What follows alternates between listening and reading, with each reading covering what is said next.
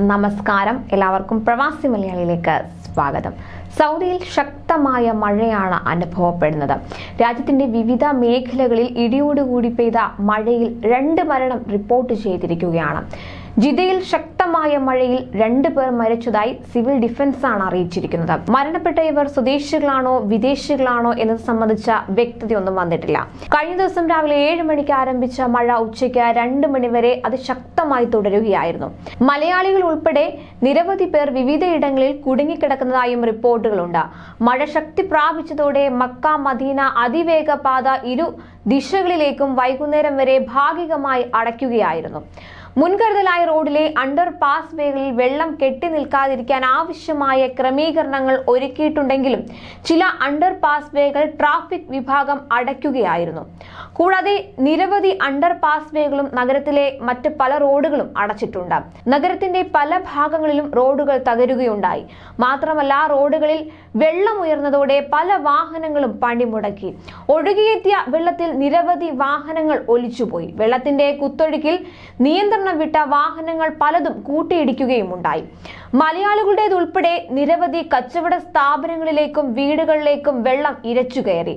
ശക്തമായ മഴയ്ക്ക് സാധ്യതയുള്ളതിനാൽ വിദ്യാഭ്യാസ സ്ഥാപനങ്ങൾക്ക് നേരത്തെ അവധി നൽകിയിരുന്നു.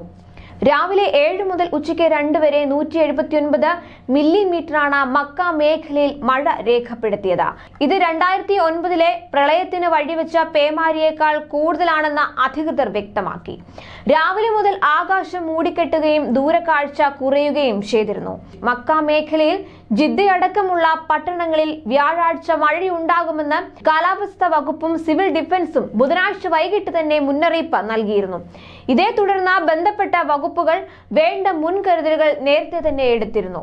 സിവിൽ ഡിഫൻസ്, പോലീസ്, മുനിസിപ്പാലിറ്റി എന്നീ വകുപ്പുകൾ ഏത് അടിയന്തര ഘട്ടവും നേരിടാൻ ആവശ്യമായ ഒരുക്കങ്ങൾ പൂർത്തിയാക്കിയിരുന്നു. താഴ്വരകൾ മുറിച്ചു കടക്കരുതെന്നും സിവിൽ ഡിഫൻസ് നിർദ്ദേശങ്ങൾ പാലിക്കണമെന്നും പൊതുജനങ്ങൾക്ക് മുന്നറിയിപ്പുണ്ടായിരുന്നു. വെള്ളം കയറാൻ സാധ്യതയുള്ള റോഡുകളിലും സിഗ്നലുകൾക്കടുത്തും സിവിൽ ഡിഫൻസ് സംഘത്തെ വിന്യസിച്ചിട്ടുണ്ട്. ജനങ്ങളോട് ജാഗ്രത പുലർത്താനും വേണ്ട മുൻകരുതൽ എടുക്കാനും ആവശ്യപ്പെട്ടിട്ടുണ്ട്. മഴയുണ്ടാകുമെന്ന മുന്നറിയിപ്പ് വന്നതോടെ മുനിസിപ്പാലിറ്റിയും ആളുകളോട് ജാഗ്രത പുലർത്താൻ ആവശ്യപ്പെട്ടിരിക്കുകയാണ്.